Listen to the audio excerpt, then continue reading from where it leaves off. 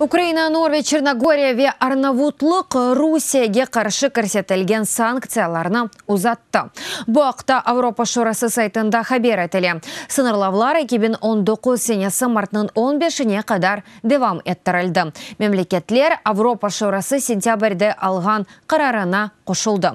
Тәшкілят Украинаның топрақ бүтінлігіне, мұстаққылігіне ве суверенитетіне тектит еткен әрекетлер себебінден Русияге қаршы көрсетілген санкцияларны ярым елға узатты.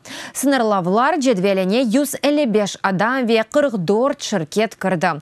Санкциялар хусуси ве ұқуқи шахысларының активлелерінің бұзылтуыны ве Авропа бірлігі мемлекетлерінің топрақларына кірішінің ясақ етілуіні көзде тұта.